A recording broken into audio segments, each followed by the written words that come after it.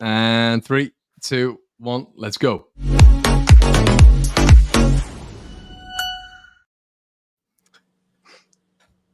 What are you doing? Showing when something weird. We've not even started yet. Hello, everybody. Welcome back to One Leeds. Sorry, we're having a laugh off air. Oh boy! And we completely forgot that we had a show to do. So welcome back. A bit of a different format. I normally introduce the lads, but I thought this time we'd gone over by about 6 minutes, which is quite early by my standards. So yeah, welcome all. 316 of you in the building. Please make sure you are slapping a like on the video, commenting and subscribing. Why do we say things like that, Oscar? Why do we say things like slap a like and smash a comment? Why do YouTubers say that? Why can't you just be put a comment in? You know, at your pace. No, it's got to be aggressive. You got to do it properly. You got to do it with passion. It's got to be passionate about it. You know, you got to mean it. Yeah, you got to mean it when you put comments in. You all want to be Logan Paul. That's why. Yes, and we're joined by Grimsby Gabe, of course. Evening, gents. Sorry, I'm mid-laugh. I've got the giggles. Last season, we were slow with signings. Oh, we're back. Here we go. The same as issue with different owners. Why is that? Are they needing the money to buy? Sorry, Scott, I've either just absolutely mullered that or you don't make any sense. Gabe must be doing his hair. That was the problem. It's always the problem. Yeah. There's a lot of hair. It's all hair comments. It's all we get now. I've ruined our channel between Beach Talk and Grimsby. So much. I was just scrolling through looking to see some evening holes, and it's just all about your hair. Oh, great talk. To be fair, I thought you meant your hair. It's obviously the Welsh thing. Connor's release clause has been activated. So why don't you tell everyone about your little Welsh thing? Why have you got the Welsh thing? What's it all about? Listen, are you part of the Dan James fan club? Listen, between Rodon, Ampadu, and Dan James, I just think as a sign of reconciliation between Americans and all Leeds fans everywhere, I think that I should just embrace the Welsh flag and say that the American experiment for players did not pay off, and let's just hope that this one does. It's a proud dragon, isn't it, as well? It's quite a nice flag, really. This is from Fat Face, who isn't sponsoring us, so... Fat Face. Yeah, lovely. Fat Face. Yeah. We've got a textured fringe and Oscar with us, which is I'm just loving the depth into your hair. Like, I feel like any time you get any sort of cut now, the comments are just going to hone in. So, Gabe, do you understand this? Cymru am beef. I'm sure that's the exact pronunciation. I'm sure you've done really well doing that. I'm Oscar, so sorry. Can you say that? Welsh. Can you say that, Oscar? I believe that is Welsh for French crop. It could be. It could be. Who knows? Swansea Gabe, French crop, or Roy Crop. Anyway, let's go. Gabe is a feathered from. It's all gone wrong.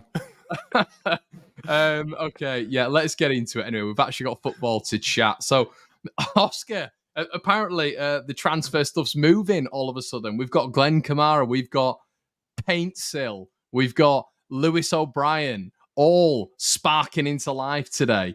Is it all poppycock at the minute, do you think? Or do you think there's some foundation behind any of this stuff? You have to live in hope, don't you? I think. But yeah, listen, we need to get business done. I think certainly O'Brien's one I really like. I think Ampadu, O'Brien, you put that together as a midfield pivot, double pivot at this level. How are you going to get the ball off him? As soon as if they do lose the ball, they're going to win it back straight away. O'Brien has got the legs, technical qualities, playing this system, can receive the ball on the back foot. Ampadu can drop. O'Brien can push on. You've got Archie Gray who can then push on into the 10 role. It's brilliant options to have. Glenn Kamara again, a player I really like. I'd be happy with Kamara or O'Brien or both. I think really, you look at the depth in midfield, we probably do need two in midfield ideally. But certainly if we can get one of them over the line, I think that's going to massively improve our midfield and improve the depth really and get more players that are used to playing this far away. More technical quality into the team. We've improved that with Rodon and Ampadu and Gray getting introduced into the team. We need to go another level now because we know in this Farke system, technical quality is everything really. I think above all, seen it at Norwich, seen it at Mönchengladbach, he really needs players with technique to play this style of football because I think You saw against West Brom, just a slight tangent. How many times did Ryan Mellier kick the ball out for no reason and lose the ball in really, really bad areas? That is something we've got to improve. I thought we dominated the game against West Brom, but still those little moments, that's what we've got to really iron out. And I think you can only do that with bringing in more technicians who can play through a press and keep composure, really. That's the main thing for me. So very happy with them. And as for Paintsil, I mean, I've only seen little bits of highlights. I'll be honest with you, 2 hours ago, I'd never heard of him. I've never heard of him in my life. I'm not going to lie to you. I'm not going to be one of these people saying that I've tracked him for like 3 years. I've not. But from the little I've seen of him, I can confidently say that he is Max Gradle II. Yeah, if you don't know, Oscar loves Max Gradle. So there you go. Love isn't strong enough, mate. It's not strong enough a word. There's not a word strong enough for my adulation for that man. I know there isn't. That's a big indictment. So Facundo as well. There's 747 people in the building, so I don't think I'm going to try and go for the second name. I was brave this morning on a video, and I think I did all right with it, but I'm just going to call him Facundo. So Facundo, Gabe, looks like, I mean, you were expressing a little bit of concern in terms of his age, his inexperience. Are you still on that line? Are you still thinking to yourself that that's a little bit of a problem, or would you be happy with that sort of signing? Well, it's framed in the context of that I think we're only going to get another 2 or 3 signings at most over the line in the next 9-10 days, right? So I think for me, if that's the number, now I'm not saying I want that. Every time I make a comment like this, I get like angry tweets saying that I want us to go down into League One, closer to Grimsby, closer to God, But no, this is just what I think we'll do in terms of business. So if you're asking me, we can have a loan signing from Brighton, who is very, very young and has a lot of upside potential, but hasn't played a lot of first team football, or we could go with some more experienced players in the center midfield position, maybe in the striker position, and at one of the flanks at the back. Yeah, I would rather we get more experience. I would rather, get players in like O'Brien and Kamara and things.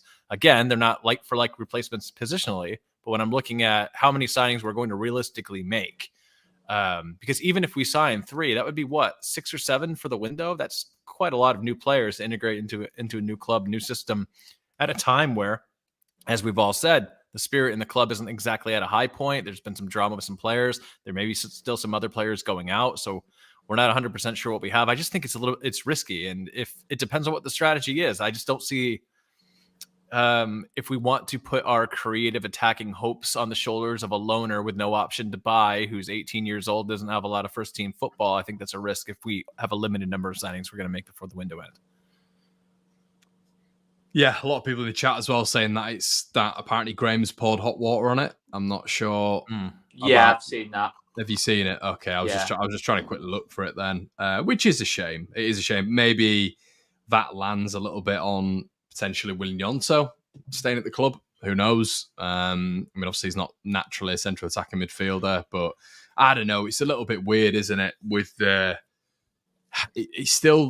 I still don't think that the club, obviously we saw a bit of the William Gnonto U-turn today. There's probably not been a U-turn in his mind, but him being integrated back with the squad is, I don't know, I guess it's a positive. I still think he'll be sold, but I guess the makeup of that front 3 is still a little bit problematic, isn't it? Front 3, I mean, just behind the striker, because we just don't know what it's going to be yet. So when we're talking about Facundo, when we're talking about other players, maybe Lewis O'Brien playing a little bit further forward, it's a little bit difficult, isn't it? Because you just don't know what the landscape's going to be at.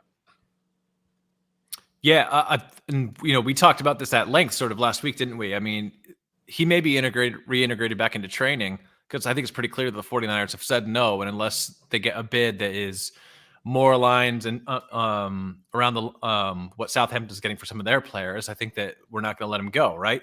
And I don't think any team, Everton's certainly not in a position to do it, are they? So it may happen, but I think more than likely he's going to be here at Leeds. And I'm pretty big on there needs to be some significant action on behalf of the player to restore his position with his teammates and with the club and with fans. So whether that comes by way of apology, suspension, whatever the case may be, I don't know. I think to Oscar's, and I think, Connor, your point last week, it is a net plus for us if he plays for the club again, because, I mean, he's a very good player, and he'd do very well in the championship, and it would solve a lot of our problems in terms of our attacking trident, right? That being said, you don't just put him right back into the team, given what's happened. If you're going to decide not to play for the club and hold out and potentially what could be difference-making wins and losses if you're trying to go up, he's going to have to do a lot of work, and I don't pity him whatsoever. I think that he deserves what he gets here. I mean, obviously, the asterisk there is nobody deserves racial abuse, right? Because that did happen a day or so ago. We're not no one's talking about that, but it's going to be hard for him. But he's going to have to do the work, and if indeed he is going to stay. Ryan said, I was one of the people who was really passionate about trying to integrate him back in before this transfer request happened. I mean, the transfer request has made it it's gone from being difficult to very difficult now with that transfer request. It's the timing of the transfer request as well. I think if the transfer request happens at the start of the week, you could say, okay, it's done both at the same time. But I think the fact he's had time to think on it, like 6 days after, a whole week after he initially refused to play at Birmingham. And Oscar as well, that was reported that he was about to get on the bus, and then when he was about to get on the bus, he turned around at the end and said, actually, I'm not doing this, after Farquhar had put him in the plan. So it's 2 weeks of it looks like he's going to start at Birmingham, doesn't it? I mean, with that in mind, I don't think he'd have been on the bus to Birmingham to only be on the bench. Certainly with the amount of injuries we did have at that point. So it's all just a bit confused, isn't it? But for me, if you look at it from a point of view of Willie Gnonto, the player, taking out all the background noise and everything that's happened, over the last week, are Leeds United at this moment in time better with or without Willie Gnonto in the team? 100% we're better with him in the team, as Gabe has alluded to. I think the way Farker's setting us up at this moment in time, with the way Sam Byram is kind of being a makeshift left back. I mean, he's playing left back. Sam Byram's not actually playing as a left back or a left back. He's almost like a sort of like third midfielder somehow. He's so central. It's freed up so much space for that left winger. You saw how many times you see Dan James isolated 1v1, and you're thinking in those moments, as much as Dan James I thought played okay against West Brom and had quite a sharp game, by what has been a pretty poor start for him this season, I just think you have Willie Gnonto in those situations, you get a lot more productivity than Dan James. I think you just get a lot more composure in the final third, a much better delivery, albeit it was a good delivery off Dan James for the equaliser. I just think you get so many moments from Gnonto playing 1v1 against his winger because we've isolated him against the fullback in the way Farker wants to play. I mean, the way Farker's set us up at this moment in time is most of the play goes down the right-hand side and then we switch it quickly to the left. And I just think you got Gnonto in those moments, or even a Sinisterra. I think you get I think you got potential for a sort of like 10 goals, 10 assists, double figures in both regards from our left wing this season. Do you have him staying, Oscar?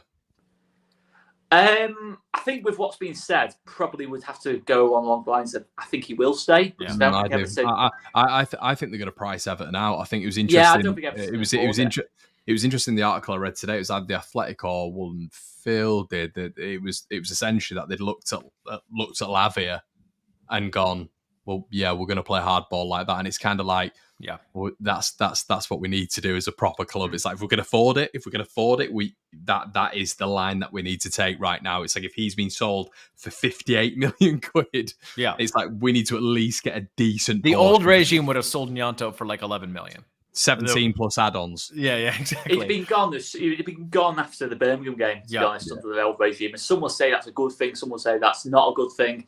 For me, I don't really know where I stand with it. I think Gnonto's got to make some efforts himself. I think he's got to sack his agent or certainly distance himself from his agent in some kind of way in terms of saying that, look, I apologise for what I've done. There's got to be something like that from Gnonto. I don't think you can go from handing in a transfer request on the day on the night of the game. Yeah. Oscar, it's never gone this far, has it? I'm alluding to like the fan reaction, which let's be honest.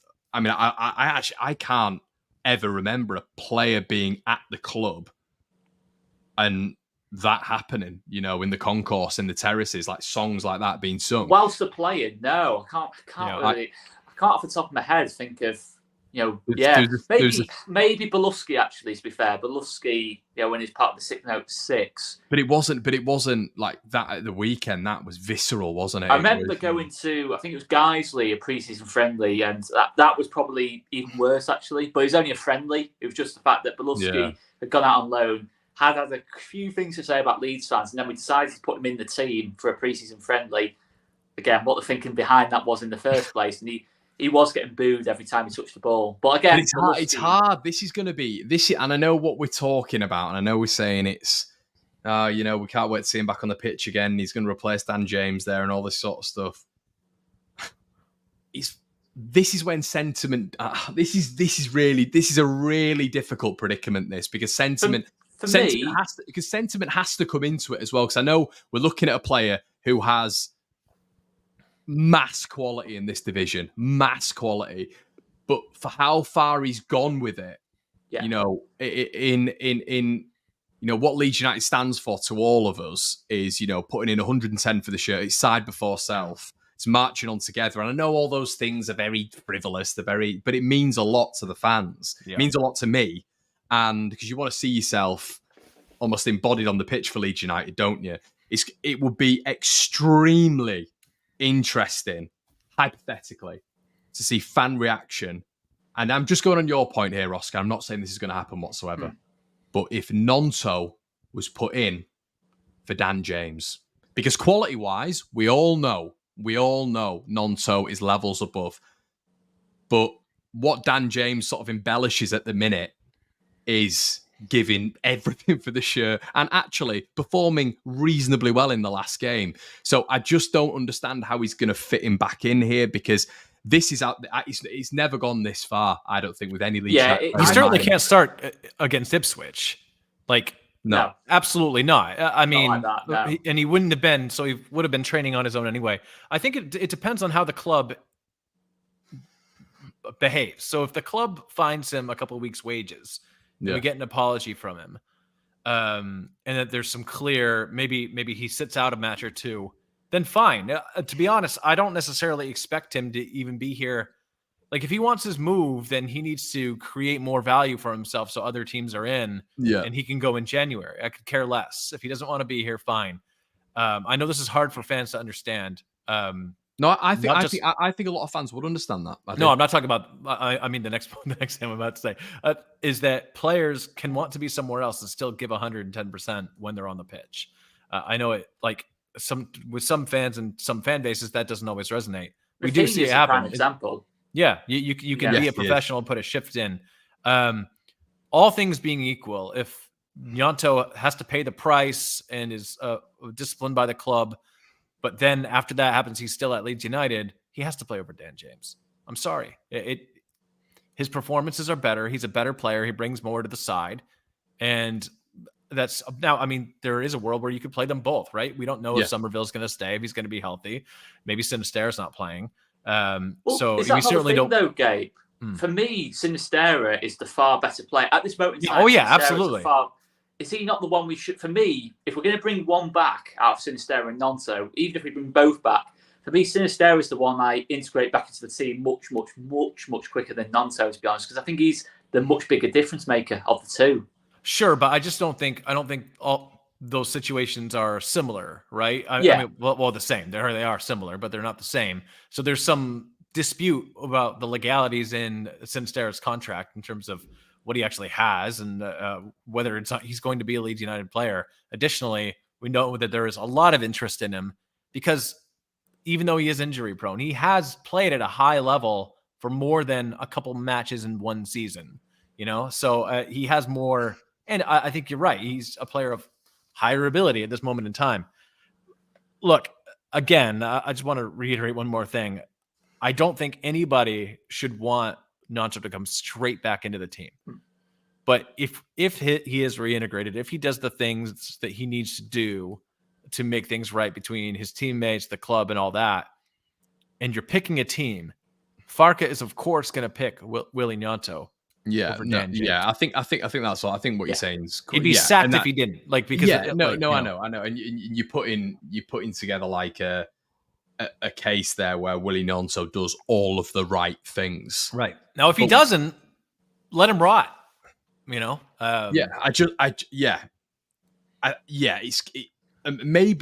football is that fickle that it is going to be a case of when he scores. Like, I mean, what's going to happen if he scores a winning goal? Obviously, let's say he doesn't play against Ipswich, whatever, or he comes on against Ipswich, grabs an equaliser.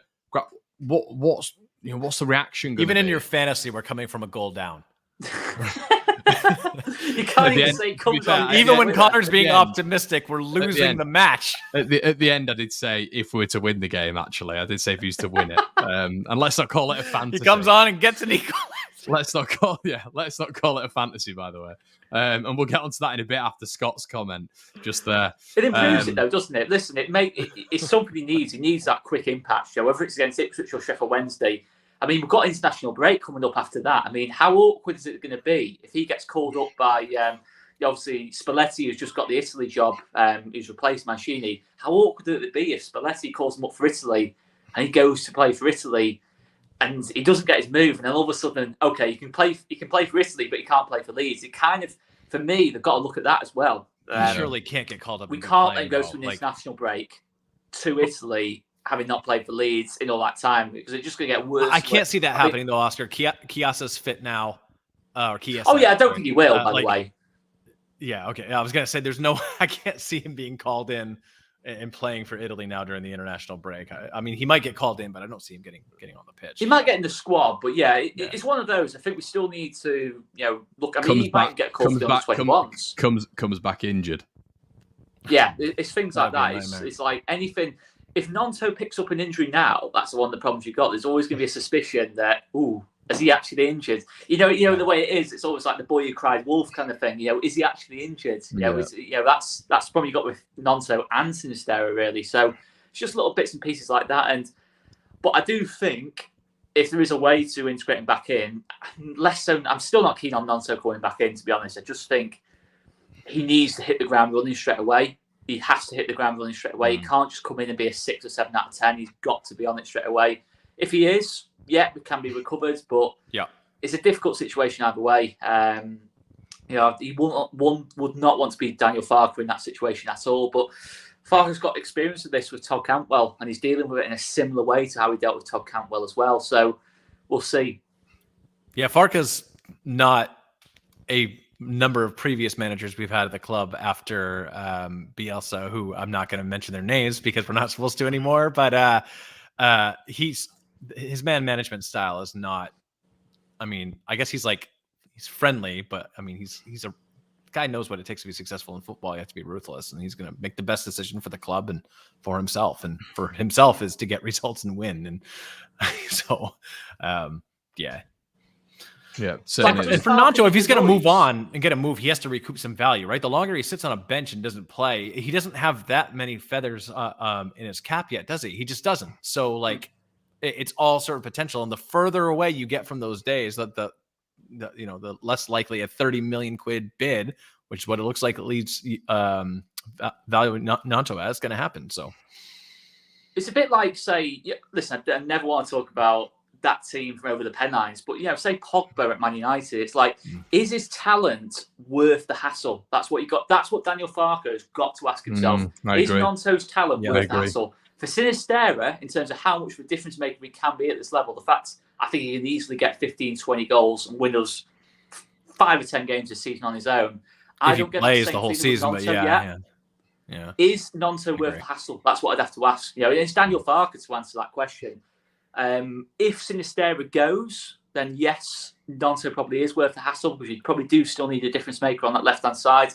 If not, then I've kind of already made the point on that. It's one of them, isn't it? There's no real right or wrong answer here, I don't think. You look at it morally, you probably say Gnonto should never play for the club again. You look at it in terms of where we are as a team, in terms of needing results, 2 points from our first 3 games. Maybe to an extent, beggars can't be choosers a little bit as well. So it's a difficult one because, of course, as well, we've got the striker situation. Gnonto was playing as a false 9 on that first game of the season. It worked pretty well in terms of the combinations on that side. Somerville, Sinisterra and him combining in that second half. We probably need the options, really. So if the club's deciding to keep him, then he just needs to be integrated into the team as quickly as possible. But as I said with Gabe, not starting against Ipswich on the bench. There has to be a middle ground somewhere, right? Like to your point, I think that, we don't, like people are saying in the comments, we don't want to cut our noses, spite our faces, but at the same time, like, we don't want to be mired in the middle of the table in this division, right? So if there's a way to make things right and to give Gnonto his medicine a little bit, and also reintegrate him back in the team, fine. If not, if he's not willing to apologize, or if he's not willing to make things right with a club the way they want him to, then fine, let him rot, and then we'll figure something else out. But I think there is that middle ground. I think one extreme or the other, like instant reintegration is a bad idea because it sets a terrible precedent. I think Farke would lose a lot of the respect in that changing room. At the same time, we don't want to just say, well, I mean, this 19-year-old kid's made a really stupid mistake.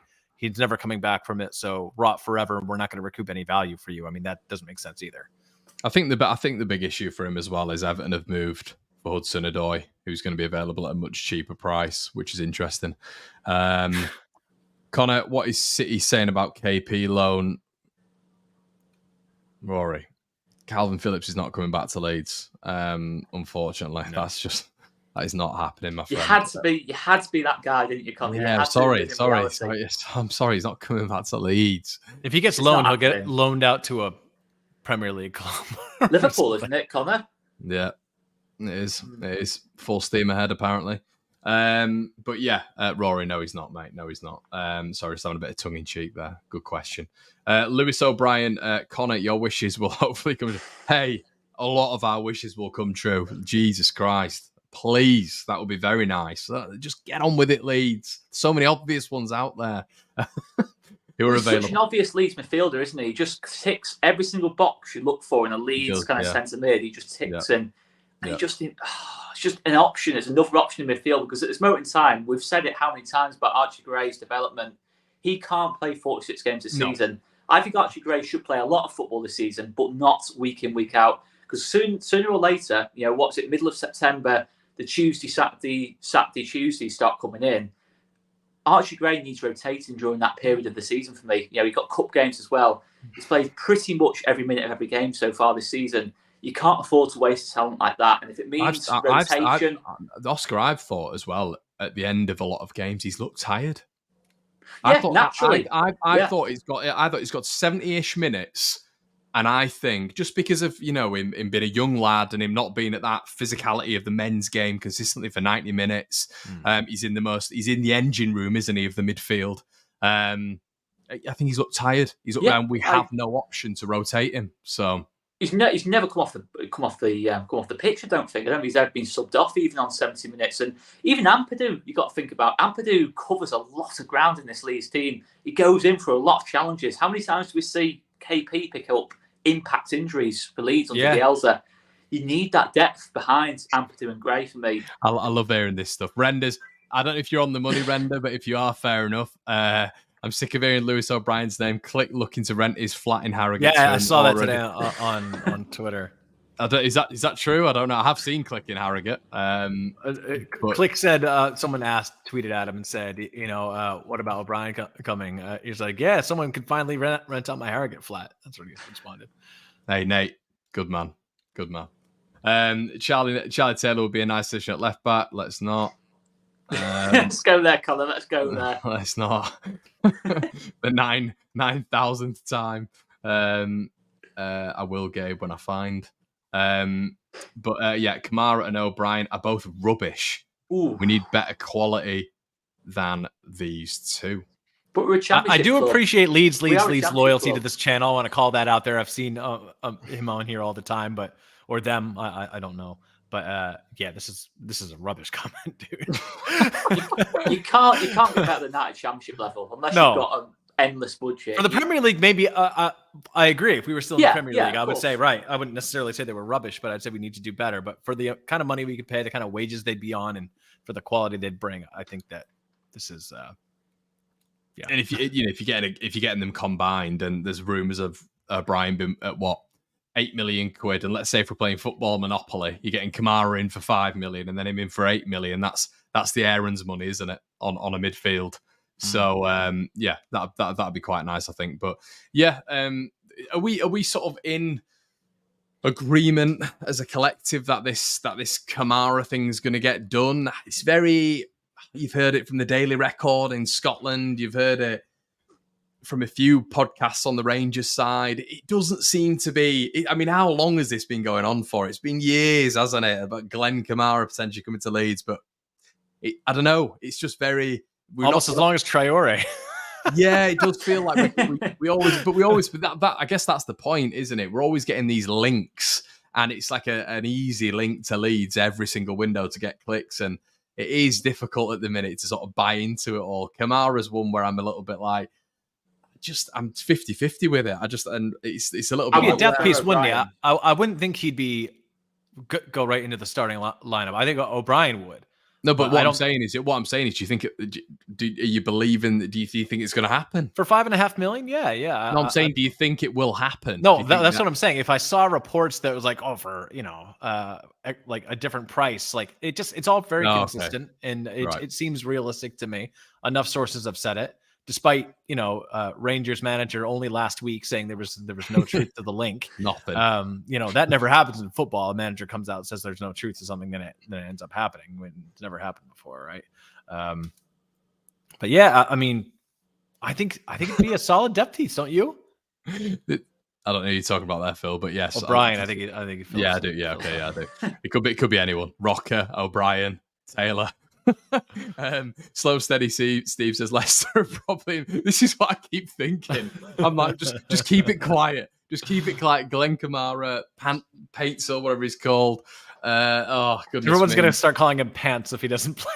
I was close then. Wasn't there a right back, Oscar, that used to be there called was. Yeah. Did he play for Fulham? He played for Fulham, yeah. John Paintsil. Yep, Jonathan Paintsil, that's it. Yeah. Played on the other side of Paul Konchesky. Paul Konchesky, who is retired and grown hair.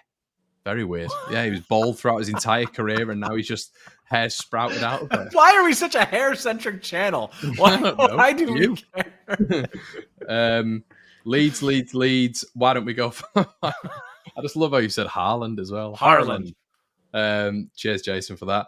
Rodrigo de Paul on loan. But yeah, I know this is what I'm feeling. There's like any turn with Leeds when it's getting close. Have you got like mild anxiety when it comes to this? Oh God, yeah.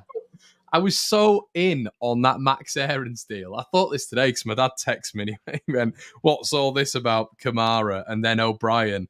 And I messaged him back and I just went, "Dad, just don't get excited because you've just no idea. You've no idea with this club what's going to happen." Mate, I remember the WhatsApp between me and you about Max Aarons. I thought someone had died the way you were messaging me about it. Mate, he's just got this thing saying, "Mate, I was so upset. Oh, mate, I was so upset when we got to get Aarons. Oscar, this guy forgets how time zones work. So I'm 5 hours behind. And so if something hits him like early in the morning and he sends it, I'm like, oh, family emergency. There's something going on. My phone's going off. And I look. It's an emergency. It's literally like we've lost Max Aarons. We've lost. No, I think mine said, we've lost him. They're thinking, what? Lost at sea. He's dead. He's lost at sea and I'm going to go get him. Yeah, that's right. Thoughts on Paintsil? It's like Paintsil, but what are you saying? It's Paintsil or Paintsil? It's spelled Pain, I think. Interesting. It's like a Paintsil. Can we have a nickname? Paintsil. Sure. Just learn to say his name. What do you mean? It's not. Well, you can't say his name. I've not heard you say his name. I've not heard you. Let's sound it out. Let's Come on, you say his name, man. Wait, all right. Right now you're getting your phonics detector. Paintsil. It's easy. Oh yeah, you had to look down at your little phonic detector there. Paintsil. There he is. I was doing it off the cuff. People in the comment section are saying Paintsil. Joseph Paintsil. Thank you, Russ. The logical one here. Big Joe. Listen, our subscribers are great. Are they the best with spelling names? Not always. I don't know. Are they not? Not always. Is that what you're doing every week? Jason Bruce. The real contribution I make is I help us sound out the names and just make sure we spell them right. That's really I like Jason's suggestion. Just painful.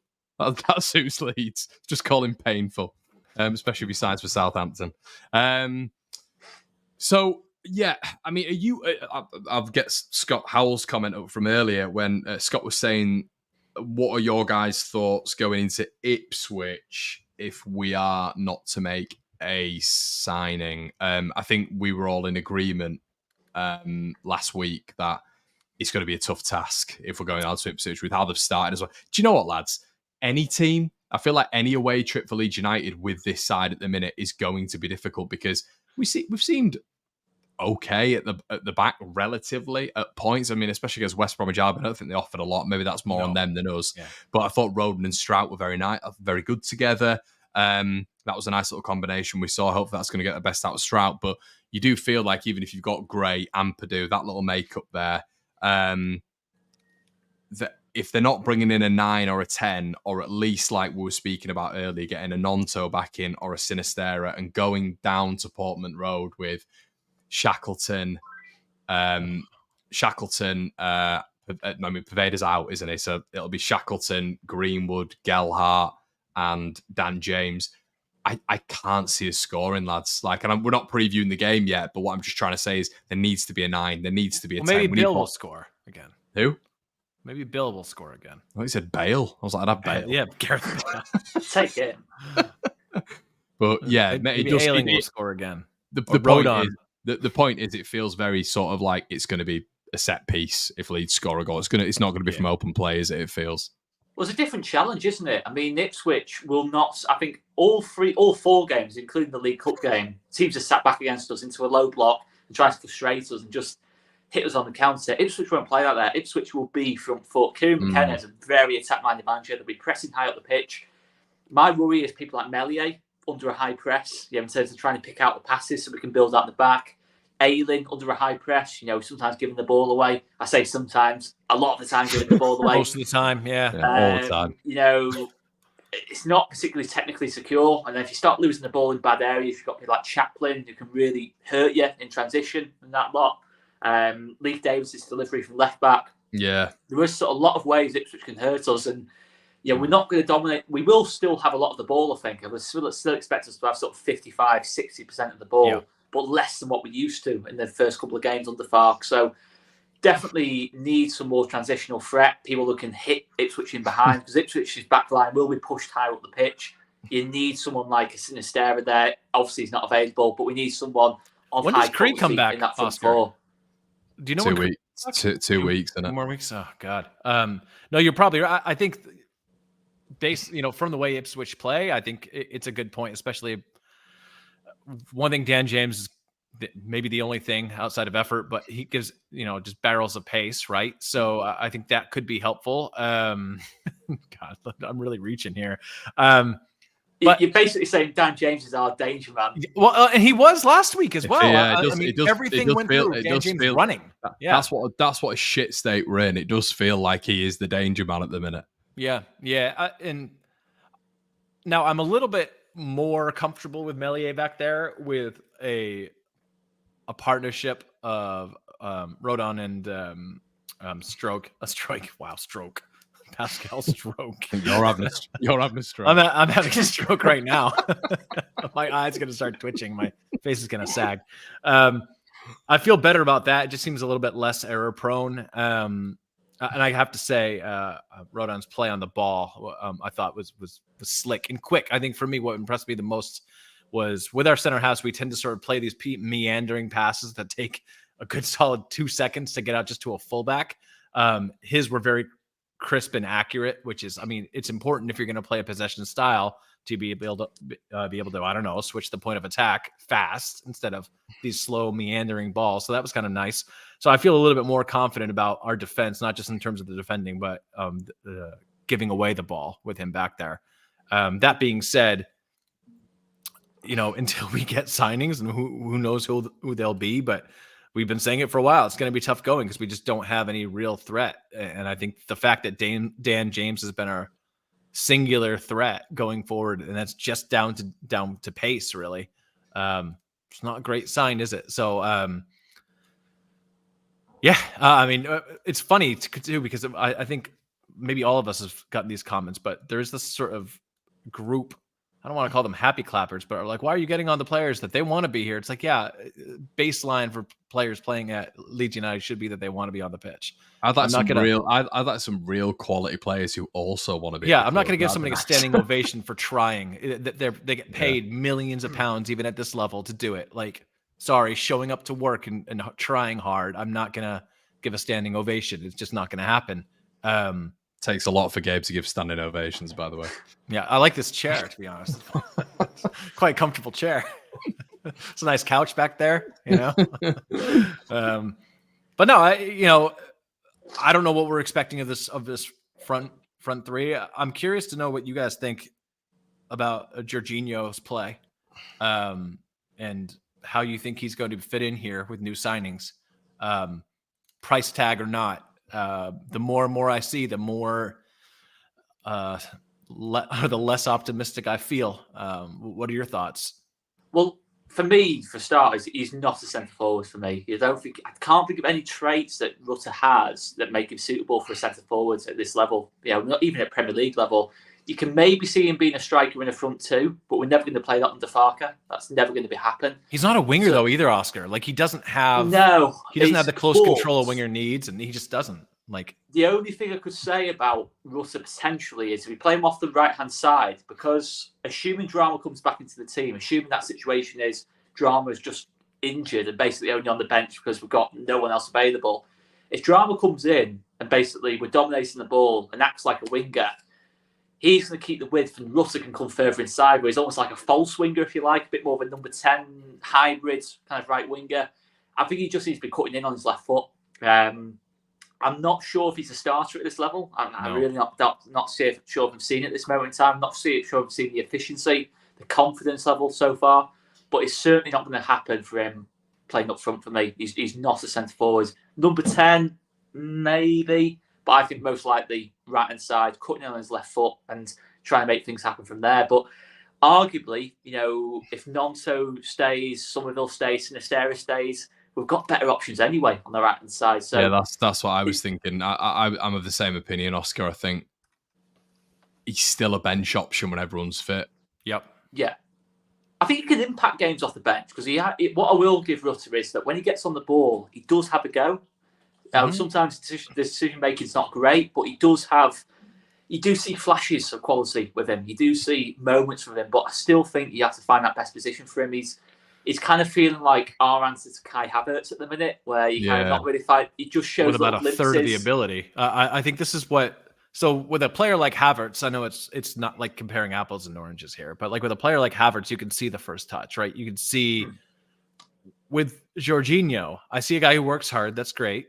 And does have something about him. He's energetic, but if you play him out on the wing, his close control and his ability to play in tight spaces isn't great, right? He's also not great with physicality either, so you can't play him centrally. I don't think he's nimble or agile enough to play the number 10 position at this level. So when I'm thinking about what he actually does well, he doesn't do it well enough to fit the profile of what we need in any position, right? Like, is he pacey enough to just be one of those kind of average touch players playing out wide? I don't think so. Again, Cree's better, Sinisterra's better, Gnonto's better, Dan James is better at doing winger stuff than Georginio is. We don't have a 10, but I'd rather play Archie Gray as a 10 than play Georginio as a 10. He's just, again, he's not a 10. No, he's not. He's not a 10. I've seen. And nobody plays a 4-4-2 anymore. No, so that's it. That's the only way. That's the only system I can see where I say directly, yes, Rutter can be a second striker alongside a big, powerful, second striker kind of thing. But we're not in the mid 2000s anymore. Teams don't play 4-4-2 or two up top systems. But he's one of those players, Rutter, for me.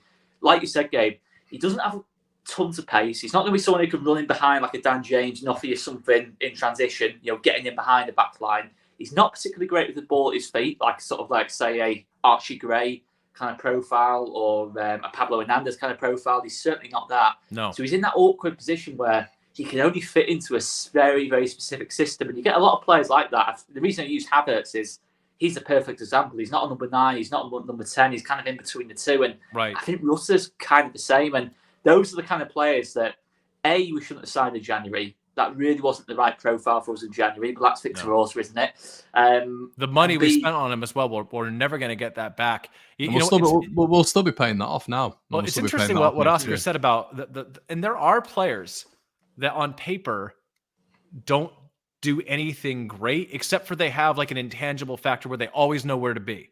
Yeah. Like when I think about, as an American, I'll remember this one player, Clint Dempsey, right? Was never biggest, fastest. He had some skill, but he was never the most skillful guy. But he tried stuff and he came up with great goals just on guile and moments of quality. And he knew where to be. Like, he was great to play with. He always knew where to be. And he was fearless, right? Georginio Rutter's obviously a lot younger than Dempsey was in his prime. So it's a difficult comparison. But like, if you're not going to be great at anything, and this is kind of the case with Joffe as well, I feel, because Joffe, if he was like 7 inches taller, would be a real force, but he doesn't have the physicality to play as a number 9. He's not good enough centrally to play the number 10. He's not a winger. So like, if that's the case, then you have to like you take all your chances you get. That's something that Dempsey did really well. If he had a chance, he put it in the back of the net. Like, we just have a lot of players that show flashes. We talk about this all the time, that good players are good all the time. They're not just good in microcosm moments. And so far, I've just seen a couple of flashes from Georginio, and it's hard for me to think that we're ever going to see that money back, or that he fits in this system or any system we're going to play. And same with Joffe. I think it's time to move on for both these guys. I think not this way, but probably next. But they're both similar in terms of, because with Daniel Farke, I think you've seen it at Norwich as well. You either want someone who's super technical, like say Buendia, someone like that, technical, can play in between the lines, or someone who's quite ruthless, in terms of maybe not the most eye-catching, brilliant player to watch, say a Timo Pukki kind of thing, but he's ruthless. He's going to get you easy 25, 30 goals a season. He kind of wants one or the other kind of thing. He doesn't really want players who are kind of in between. But he wants dynamism as well, and I'm not sure Rutter is dynamic at all. To be honest, he doesn't want to have someone who doesn't. I think the thing with Rutter is, I don't think he knows what's going to happen next when he's on the ball. I think he's one of those kind of players that he can produce a moment. I think he can produce moments of genius from time to time. I think he has got it. You see some of the goals he scored at Hoffenheim, but I don't think he's a player who's in control kind of thing. Maybe a little bit like He's like a more technical but slower Dan James kind of thing. I'm not sure these are the players that Daniel Farke is going to long term build around. I mean, we have a lot of players like that. We have. I mean, Ghost Spectres just said price tag not on him, but on our psychotic DF, and that's right, and that can be said for a lot of footballers. Look at Brendan Aronson as and Rodrigo, and there's so many examples because of Victor Orta. So we're not blaming him for that. We're not blaming him for anything. It's just a discussion. But it's the first time this is the first time on the debrief we've actually ever spoken about Rutter in terms of just the debate, because I think, we all giving him a lot of time. But we're all willing him to. I still don't think he's been given enough opportunity. We're speaking about him being an inverted winger off that side, off the right-hand side. And it'd be nice to see him be given 2 or 3 games there, especially with the predicament we're in at the minute. But I agree with what Gabe said. I mean, it's not just Rutter. Gelhardt, Sam Greenwood. Yeah. What is he? This is the thing. There are players in that system, and it wasn't just. It's not a Farke thing. It's this would have been a Bielsa thing as well. The problem is a lot of these players who have been bought are just not idyllic for certain systems, modern systems, and I just. Like, what is Gelhardt? What is Greenwood? At the minute, Rutter's definitely you can see how he'd fit in a little bit more, and we're all willing to give him a chance. Of course, like I've just said, I'd like to see him played off the right a little bit. But what is he? And I think this is the problem at the minute. It's a lot of sort of pieces missing from the puzzle for certain players, I think. The only player I can think of who played like that under Farke at Norwich was probably Onel Hernandez, who maybe wasn't the most cleanest technician or the most ruthless, but he did have the odd moment. I think Norwich fans, I don't know if you remember, Colin, where we used to talk Norwich City during that first year on All Leeds TV and that lot. He was the player they kind of thought didn't fit Farke's system as such, but he did win him some games because he just had those moments in him where he could win them a game. And I think there's definitely talent there with him. But I just think we've got better options, in his position. 100%. Nobody look. Let's just contextualize this. Nobody thinks the player doesn't have any ability. This is the same with Joffy. Joffy's obviously a good footballer.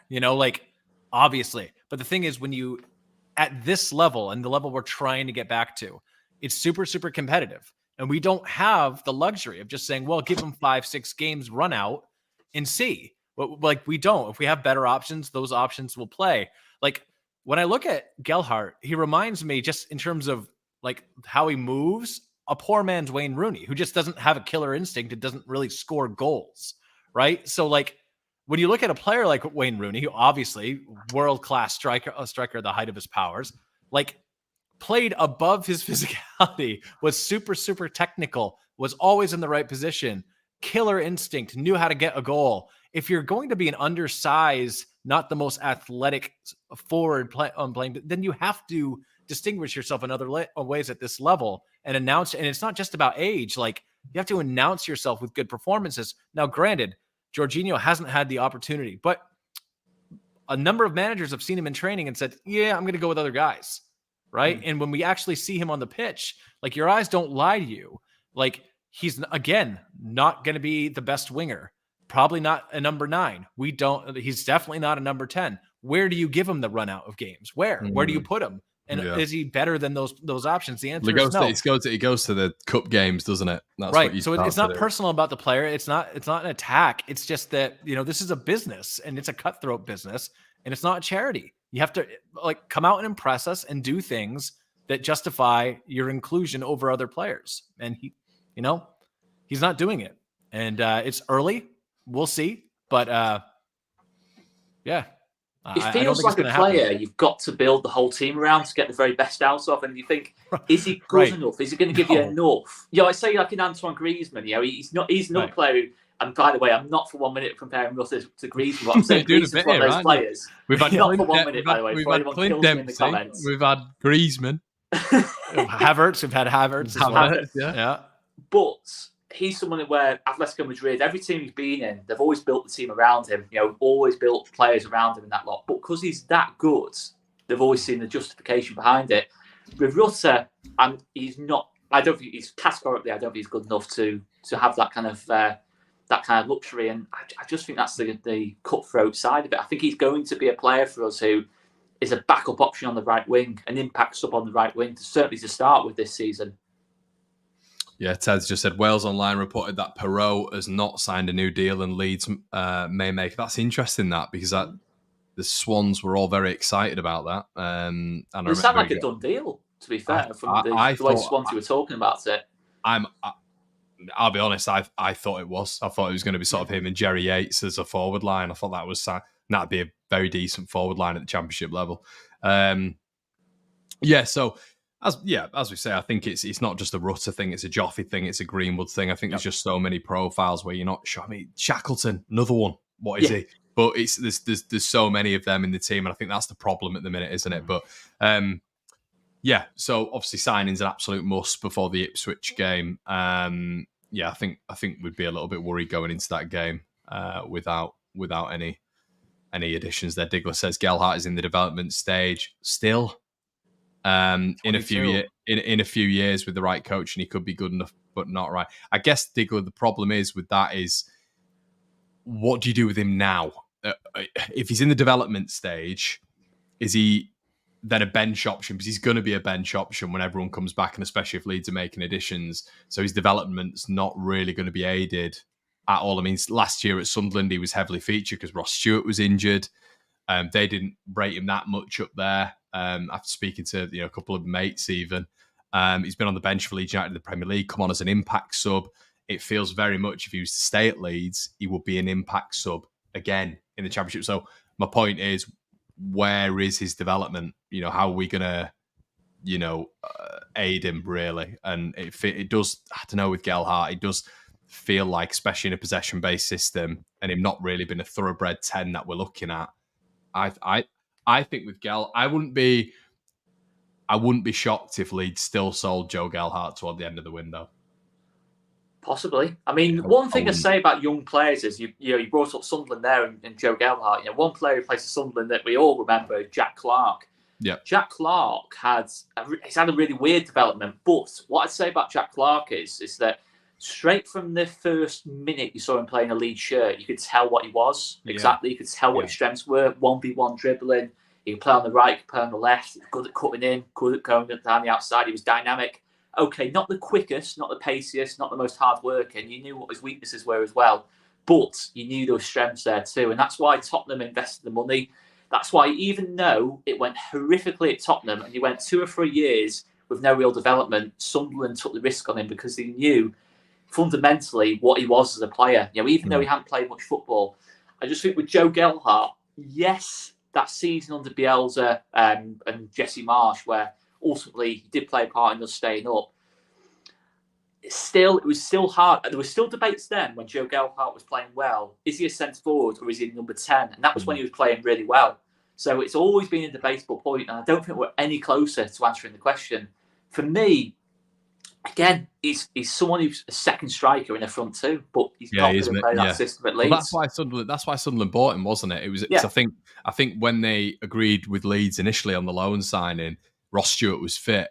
Yeah. Or Ross Stewart was. Well, he was replacing Ellis Sims, who went back to Everton, I believe. Yeah, he was. Yeah, he was. So it's supposed to be. It was Mowbray, wasn't it? So you'd understand why it was a front two, but as I say, it's very rare in the modern game. That very, very rare you get a front two anymore, and obviously at Leeds it isn't a front two. And if Big Sam comes back into management, he'll give him a chance. Yeah. Mowbray excels with attacking talent as well. Bradley Dack, Adam Armstrong, he had it, and Ben Brereton as well, who had it at Blackburn. He does. I'm not saying he's a great manager, but he does tend to do really well with attacking talent. He has throughout his career. So if he couldn't get more out of Joe Gelhardt as well, and Daniel Farke couldn't get more out of Joe Gelhardt, Bielsa, all these managers that have worked with him, you've got to be asking the question: does he need to just move elsewhere, for his development? But I'm always reluctant with young players to make a big call either way, because there are players that surprise you. How many people would have written off, say, Jack Clarke, for example, and they do find that little sweet spot and then start to perform, kind of thing. And I think you're right. I think you made a really good point. You knew what Jack Clarke was always about. That's it. I think with Gelhardt, anyway, we'll move on, but we're just not quite sure where. It's not, as I said, it's not just him, but we can't rely on him this season. I think the takeaway point. We'd be foolish. Well, look at this. Look at that. It's a perfect metric for it. Is it Sunderland 3 goals in 18 games, and at the end of it, that's what you judged on. That's what, and the environment, the scenario, the atmosphere at Sunderland obviously wasn't ideal for him because he was supposed to be partnered with Ross Stewart. Who knows if the environment's going to be perfect for him at Leeds United? We all know it's so topsy-turvy at Leeds that anything could happen. There's probably the environment isn't perfect here for our players now. That's what I'm saying. So, 100% right. So it's never going to be perfect. If you've got Shallow on one wing and Clarke on the other, I would love to be a centre forward in that, because you just know you're going to get balls into the box and get chances. Yeah. So you should be doing better. For me, you should be at least looking to, 18 games? You should be looking to at least get 7 or 8 goals there for me. Yeah. Gabe, do you want to touch on this? Yeah. I mean, Connor and I argued about this the other day. Not an argument, Gabe. God's sake. Yeah. I'm going to pull a quote. Oh, you need a lie down after that take. That's the actual quote. That is true. I did say that. Yeah. So listen, one thing I forgot about in terms of loans is that you have to take on the player wage, and we would never be able to. Maybe we'd be able to afford it, but it would probably be a poor. I think he would be an excellent signing for us, and I think he'd be great at this level. But I need to be the kind of experienced player that we need. But we wouldn't take on his wages for sure. So as much as I would like to see it, I don't see it happening. But I agree, would be a good signing. A what if? Oscar's just waiting there thinking, should I say something or should I not? I think the thing with me on Shelvey, right, I can't really make my mind up if I'd be a fan of it or not a fan of it. I think the one thing I say about him is that Newcastle, other clubs he's been at, Forest, trying to think where he was before Newcastle. He's went Liverpool, Swansea as well. He tends to be a very direct player, someone who really forces play a lot. In terms of his long ball, he loves that long diagonal at Newcastle kind of thing, and it works well at Newcastle because they weren't a possession-based team. He was hitting I said something hitting similar Matt to Ritchie, Gabe. hitting Dwight Gale, Mitrovic, players like that. I think at Leeds I think we like to be a lot more patient. I think Farke likes to create overloads all over the pitch, in terms of building up play really slowly. So I don't know if it's the profile that works as well for us. I think I'd rather have someone like Lewis O'Brien, who a little bit less risky with his passing, but probably a bit more suited to what Daniel Farke wants. I mean, he's a good option to have. I think he's good. Yeah, I would take O'Brien over Shelvey too. I agree. Yeah. But it's the wage as well. And I think Shelvey, I've got questions about his attitude. I'm not going to lie to you. I mean, hearing what I heard about him at Liverpool in terms of attitude, again, this is a long time ago. Liverpool was a while ago, yeah. He was a young player then, but it wasn't particularly great in terms of thinking that he should have started games ahead of Steven Gerrard and things like that. It's not a great. You love that confidence. He was at Newcastle United for a while, and he was very good there. I do want to say I thought he was very good at Newcastle. Obviously, I don't know if he's very good, Gabe. I'm not sure he was very good. I thought he was very good at Newcastle. He was a steady Eddie at Newcastle, wasn't he? I'm going to stand by that. He's had a bad last few years, though. I mean, he's had a quiet last year, and we've had a lot of players like that where we tried to recover a career. In terms of Junior Firpo, for one. In terms of we tried to recover early promise. But what career did Junior Firpo really have before he came to us? Oh, he was good at. To be fair, as much as Junior Firpo gets criticised, he was good at Betis. He was genuinely really good at Betis. It's a different league, Yeah. Well, no, honestly, no. I mean, La Liga is just different, isn't it? Like, it's a different style. And for me, send Shelvey out there then.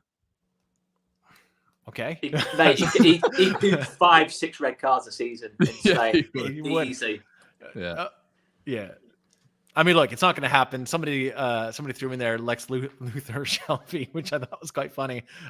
Listen, tell me that if we couldn't get the other guys we're trying to get, if we got Shelvey, he'd be a bad signing in the Championship. I think Oscar's right. That is, to be fair, what we were saying, Gabe, like when me and you were chatting about it, is that sort of dropping between the two centre backs. And I remember him doing this when they beat us 1-0 at Ellen Road and just highlight reeling balls over the top. And that it's great, but I think, like Oscar said, it does feel a little bit more patient when it comes to Leeds, more cute passes. The centre midfielders having a little bit more of a relationship. I feel when Shelvey's in there, he's almost like a lone central midfielder who'll get the ball and just roof it left or roof it right. And that, I don't see much else from Jonjo Shelvey, to be honest with you. So if we couldn't get O'Brien, right? If O'Brien doesn't come through the door, and it's the last day of the deadline, we need midfield cover, you'd say no to John. You'd rather have no signings than Shelvey. No, he's an improvement in terms of what we need. That's all I wanted to get out loud. But I think we should be targeting profiles like O'Brien and Kamara. Yes. Yeah. Let's see. Yeah. No. But no, I agree. He's. I think most championship clubs would probably take him, and certainly I think he seemed doing well at, say, a bit more of a direct team. I don't know, anyone like Sunderland, for example. Could see him doing better there. Millwall. He is a Millwall guy, isn't he? Fair, yeah. Perfect for him. He would fit in. By the way, the comments are elite right now. People are saying Uncle Fester. They're saying Despicable Me, Shelvey. You guys are on fire today. Good job. The Leeds fans would crucify him as well if they didn't see him running enough. They'd absolutely crucify him. What wage is he on? Well, if Forest signed him in... It's not even a real conversation anymore because... If Forest signed him in that first season when they were in the Premier League, when they were just absolutely throwing money about like there was no tomorrow, I can't imagine what he's on, to be honest with you. Yeah. He's not going to come to Leeds. That's fine. No. I actually probably think he would. I think he would come to Leeds as a project, but yeah. I'm saying we wouldn't take him for the wages. Oh, right, okay. Yeah. Right, let's go on to Ipswich anyway. This is difficult because I guess we've just got to take it face value as the squad is right now. But it feels like, I don't know, on the rumour mill that things are moving a little bit. I mean, they've got to move. We've got to get some players in this week. Please, God, get some players in this week. We say that. I know. They've got... I know, I keep saying this. Every week goes by and I'm like, surely. But I just feel like with the evidence that they've got right now and the team that they're going up against at the weekend, just in terms of form so far, surely they've got to bring someone at least in to plug some of the gap and bring some quality in because, if they didn't and we're going down to Ipswich, I'm a little bit worried about this one. Wayneman's got, Joe, if you're here, Wayneman's got the flight tracker on Twitter for he's saying Paintsil inbound. Right. coming from Brussels. I didn't know I'd see someone who's begging for a signing more than me. So yeah, what are your thoughts anyway, Oscar? I mean, that is the thing, is scoring goals. I mean, I can't see who's keeping the clean sheet at Ipswich because they're just so free-flowing at this moment in time. I think we're lacking in power as well a little bit, in terms of physicality. I think that's something that's getting a little bit underestimated. I think it's less obvious with Rodon in the team, but I think it is something we're lacking a little bit as a team. Ipswich are a very physical pressing side, so I'm going to go like a 1-1 again. I think 1-1. I think we will find something in the game. You got it right last week. You got it right last week, I think. It feels like another 1-1 kind of game. I can see us having a lot of the ball again, but not as dominant as West Brom. And I think, I'll go 1-1. Is that going to be Oscar's go-to this season until he's 1-1? He's got it right. You said 2-1 Leeds, I think. Last week. I did. Yeah. Colin says, "Cheers, lads. I wish the board would come out and tell us what's going on. I like this. I don't like this radio silence." Joe watching the play. Brilliant. Yeah, that's just out of his window, mate. But yeah, so we've got 1-1 for Oscar. Gabe? Oh, okay. 2-1 Ipswich. Presuming we have no signings in, 2-1. Yeah, 2-1 Ipswich, presuming that. And even if we do have signings, I mean, it's Tuesday, them taking training Wednesday or Thursday, it's just, 2-1 Ipswich.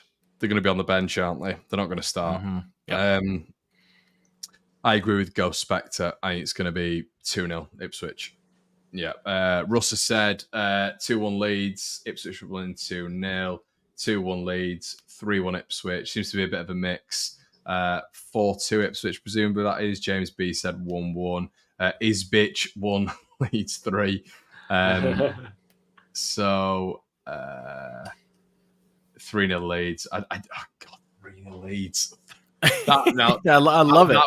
That would be an absolute shapeshifter result. I mean, that would be the team who's really struggling going forward against the team who's just free flowing at the minute. Oddly strange things do happen though. It's and this is a weird division. I'm not it's saying a very weird division. It's a very weird division. Farkas side's done it before in terms of starting the season pretty slowly and then suddenly just click straight into gear. And they have done it before, but I think we just haven't got the attacking threat on the. I could honestly see us keeping a clean sheet potentially. I think there is a clean sheet there for us in terms of how much Rodon has improved that back line. He'll push the whole back line up, and obviously he'll be on Connor Chaplin as well. But I don't think we've just got the goals in us to go there and really dominate kind of thing. I hope if we can get recruitment sorted, I'd be a lot more confident in this game, because I think one thing that would suit us a little bit more is the fact that Ipswich will leave space in behind. But I just don't think right now we've got the players. Say if we had Sinisterra and Gnonto and this had never have happened, all this drama in Somerville, I actually think we could go there and win, to be honest. And a fit Patrick Bamford and don't go too far. That trick. Christ, let's not go too far. But here's my question. Oh, go on, Oscar. The threat in behind, to hurt Ipswich, because I think what hasn't suited us these first couple of games is the fact that teams are sat in, giving us no space to try and exploit. But I think Ipswich will play a little bit more on the front foot. They do leave a lot of space between the back line and the keeper. I just don't think we've got the talent to really hurt that, to be honest. Is there a decent beach on the River Orwell out in Ipswich? You just check what the River Orwell is. You guaranteed you have. No, I've been to Ipswich. One of my shut up. No, you haven't. No, one of my flatmates when I went to Leeds Uni was from Ipswich. What do you think of Ipswich? Sorry, Ian. It was a bit crap. You just hate England, don't you? Tell us the cities that you do like in England. I like the Devon area. I know your answer to this. So I like the Devon area. Devon was nice. Nice. Cornwall's good. Okay, so you'd be a southerner, would you? Whoa, stop it. I see what you're trying to do here. Hey, I'm not. He's resentful that I hijacked this and turned it into beaches. Now he's trying to tar and feather me in front of the gang. I'm not hearing any northern cities. I like Leeds. Leeds is a good city. Yeah, Fair. Nothing like the Eldon pub. Stephen, that's where I'm at, to be honest. How are we scoring? That's where I'm at. I just, when I watched that West Brom game, and I just thought we really struggled in open play. And then obviously the goal was just a bit of a hopeful punt from Dan James. A great header from Luke Ailing, has to be said. Fantastic header. Yeah. But I don't think we're carving them open at will. And just from open play, I think we really... I mean, you could just see by how many lateral passes they were playing, and it was the back line, wasn't it? It was just constant possession with our back line, and we really struggled to have that central attacking midfielder link in the play and a number 9 to finish these chances off. But with that on the pitch, I think we were the smack. I thought we looked a much better coached team than West Brom, to be honest. I thought we looked a much better I agree. outfit. But I just think we lack that quality. It's a bit like saying Man City without KDB and Haaland on the pitch, kind of thing. They're not going to be as fluid. They're not going to score as many goals without the best players on the pitch, and that's kind of what we're lacking, that quality. Ultimately, you know what I mean? We are lacking that quality. And one thing I'm just going to say, I've just seen a few mention of Gnonto there. Would it be easier to introduce Gnonto back into the team for an away game than it would be easier for him? Yeah, but let's. I don't want it to be easy for him. I want him to do some restitution. We don't, but the best for us is what gets the best out of Gnonto. I just think it'd be easy. I know what you're saying. We're going to go around with this again, because if you do that, if you put him right back in, like, Farke's going to lose the changing room to a certain degree. I meant off the bench. Just bring him on just for that first game back, and just I don't know if you can do that. Ease him in a little bit. If that's good, if that's the approach we're taking. I mean, I'm not a fan of the approach anyway. I would still go along the lines of a selling, to be honest. If we can keep Sinisterra. Interesting stuff. Yeah, interesting stuff. Was it interesting? Yeah, very. Come on, Connor. What have we got to be down about with Shackleton on the right wing? The hems with Bernardo Silva. Listen, Renda's trying to trigger Connor. Yeah, God. What were your thoughts on Jamie Shackleton player in focus on the Leeds Twitter, Connor? Oh, he loved it. Didn't you see him tweeting about it? Oh my God. Connor's feelings about that were my feelings of the nightclub Tiger. I don't know if it's still in existence. Yes, You couldn't have said that sentence more American. That's a very broad use of the word nightclub and Tiger. Yeah, does Oceana still exist? I don't know. Does it? Sorry, I'm dragging this down a rabbit hole again. Maybe it does. People let me know. Yeah, I did see the Shack spotlight, Kyle, and everybody else. I did. Look at his face. I promptly had a look at the comment section, and the first comment I saw was "Love Shacks gives everything for the shirt," and I just promptly came off Twitter because I just I cannot stand it. A beer to lie down in a dark room. Everybody hurts playing in the background. Yeah. Oceana closed. Big news. All right. Well, it's Prism now. Oh, okay. So, next time I'm back in Leeds, we'll have to go to Prism. Tiger is no more. Yeah. No more Tiger. I'll go to prison if Shackleton starts again. Prison. Yeah, he did. Yeah.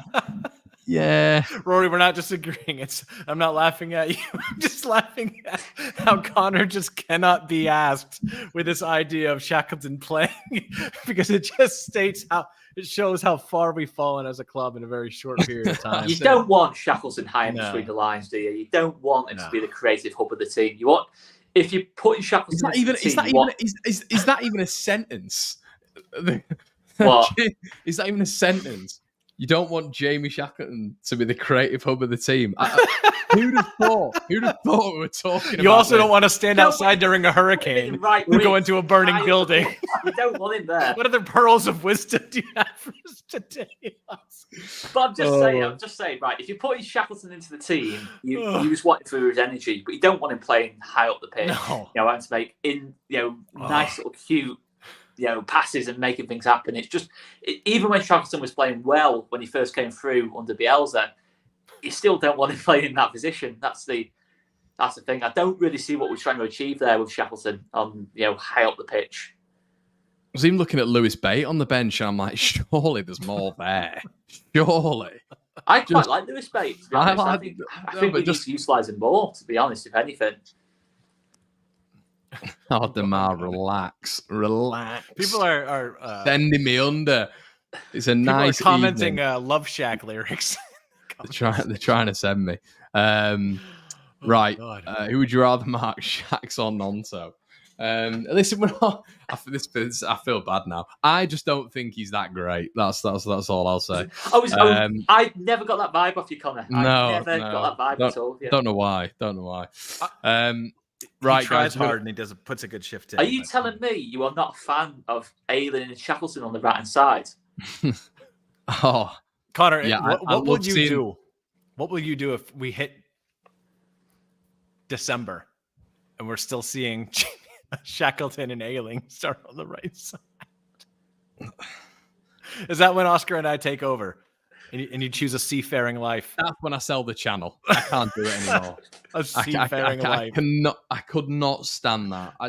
I think that would be the worst right side pairing I would have ever seen at Leeds. Oscar, I think maybe like a Jason Crowe, Robert Snodgrass right side. Oh no, it wouldn't be Snoddy, would it? It'd be Gradle, wouldn't it? It would have been Gradle. You cannot be putting any sentence with Snodgrass and Gradle and worse. You can't. Jason this Crowe, is what I'm saying. Yeah. No, but this is what I'm saying. Did you see how he lit up when you said Gradle's name, though? Do you see how Oscar's eyes just sparkle? Well. All right. Oscar. I'm saying Andy Robinson, I'll give you. What, on the right-hand side? No, I'm saying that was never a right-hand side we had. Crowe and Robinson. I was trying to figure so. All right. Paul Connolly and Lloyd Sam then. That is shit. Have you got any more? Bring Robbie Rogers back. Let me open Robbie Rogers back. Robbie Rogers. That is terrible. Yeah, no, I'd actually look at Lloyd Sam and maybe think there's a little bit of flair there. Honestly, I would. So I'd actually go Lloyd Sam and Paul. No, I couldn't do Paul Connolly. Paul Connolly, mate. Paul Connolly was terrible. We're driving Connor into a deep dark. I'm trying to think of a Warnock pairing like Lee Peltier and who was playing right side back then. Lee Peltier, Paul Green. Oscar, you saw Warnock's comments about Akpom, didn't you? Mate, he's the most bitter guy I think you can ever see. He hates flair players. Lee Peltier. I've figured it out. Lee Peltier. There's no way I could have a channel if that was a right hand side. So you've done it. Well done. Lee Peltier, Paul Green. That was absolutely. Is that when Tom was playing left wing? Yeah. Tom was left wing. No, but I had no. Oscar had no. But at that point, I had no expectation. Life was dull. Do you know what I mean? It was just terrible at that point. There was no hope, no anything. Now I've got hope and optimism, so I think it makes it worse when I'm thinking about Ailing and Shackleton on the right hand side. I'm actually getting heated. Mid-2000s EFL than like having Lee Peltier and Paul Green on the right hand side. Stop saying his name, Lee Peltier. Jesus Christ, I completely forgot about him. Someone just said Scott Wootton. Stop bringing me back here, Scott Wootton. Scott Wootton. Me. Jesus, it was. See, maybe this is why I should be a lot happier when it comes to Leeds, because this is what it was. But I think it is the expectation now. No, man, you need meditation techniques. Just I'm on a beach, not in the UK, but somewhere else. But then thoughts still come into my head of Shackleton. yeah, that's right. The meditation ends, and you still have to see Ailing and Shackleton on the right side. Do you know? Well, we need that upgrade. We need that Drama Somerville partnership down that right hand side to get going, because that really will look. I don't think Farker rates Drama. I don't like. I don't see how, but I don't think he does.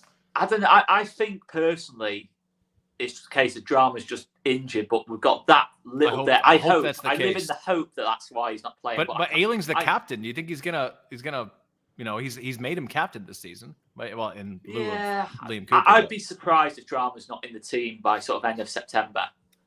Personally, I would be. Drama would probably be really angry if that was the case. I really hope. Right? I really hope when he comes in, he does well, because I think there are a lot of people who are sort of waiting in the wings for Drama to fail a little bit, because it's like this Ailing versus Drame thing, and it's like told you. I think they're waiting in the line really to just be like told you so. I told you it wasn't. We should want all our players to do well, even the players that I've criticized, like Georginio. If he comes on and scores 2, I'll be singing his praises because we want our players to do well. It's bizarre. You'll take that dartboard down, won't you, as well? I've only got one dartboard. You want to guess who's on it? Cameron Stewart. Right, we're going down this horrible nostalgia. Jimmy Kebe. So sorry, I've beaten it. Boys. I've cooked the worst right hand side in the history. No, who's your right back? If Jimmy Kebe, once again, when he first started at Leeds, Jimmy Kebe, I was so excited because he was Reading's Yaya Toure. Came to Leeds. Unreal at Reading, mate. He got Reading up twice. Jimmy Kebe and Lee Peltier, wasn't it? Was Lee Peltier still right back then? No, it wasn't. It can't have been. That can't have been legal. It might have been. There's an article. How is ex-Reading player Jimmy Kebe getting on at the moment? What year was that, Oscar? What was that? Was that 2013-ish? It was McDermott, wasn't it? 2013, 14-ish. Gabe, I was still at college. Gabe, get up Leeds' team in 2013. I want to see it on live score. I just want to see it. That sends a shiver down my spine. Jimmy Kebe was so bad. Or does Danny Pugh, Cameron Stewart, beat it, actually? Danny Pugh, I kind of had a bit of I thought Danny Pugh was all right. Maybe it's because did he go on to Stoke after us? And he was First decent. time around, he was all right. All right, here we go. Do you know who was in that side? Charlie Taylor. Well, back in 2013. And Sam Byram. Oh, yeah. We've come full circle here. So he can't have been that good in 2013. I don't. They would have been. I think it must have been earlier than in 2013.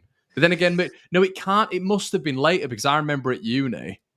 Warnock left start of 2013, I think. But McDermott was still there. Charlie Taylor, Pierce, Tom Lees, Byram, God, 80 White, Jason Pierce.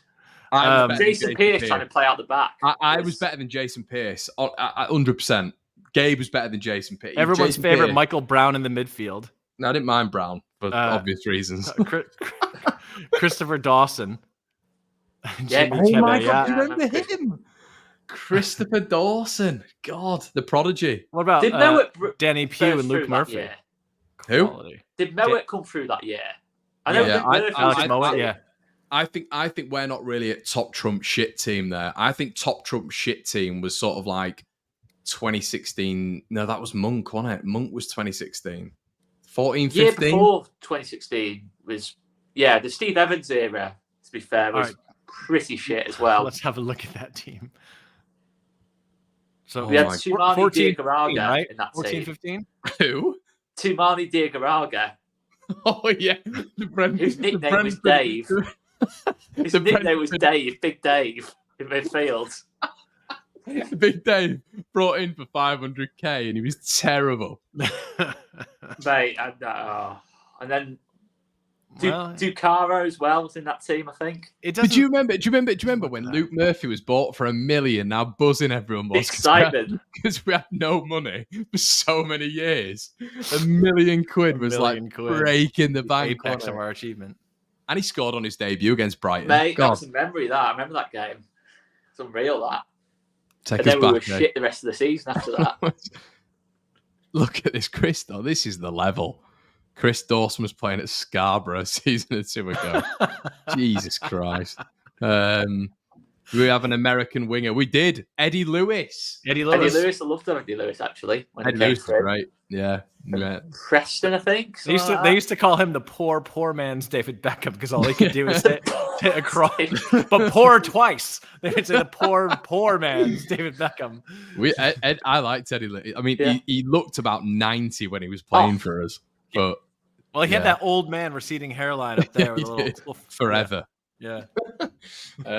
Right. After that, anyway, we'll leave it there, everybody. Completely just went on a tangent there, but I hope you enjoyed that. Thank you so much for joining. We do need to rename this just The Tangent instead of The Debrief because we just do it every episode. That last one was, it's an hour and 20 again. Got Oscar, it must be your influence, mate. But we never went this long before. We absolutely did. Thanks, everybody, for for tuning in. We'll be back next week with the debrief. And make sure you like, comment, subscribe. We'll see you in a bit. Cheers. Quebec forever.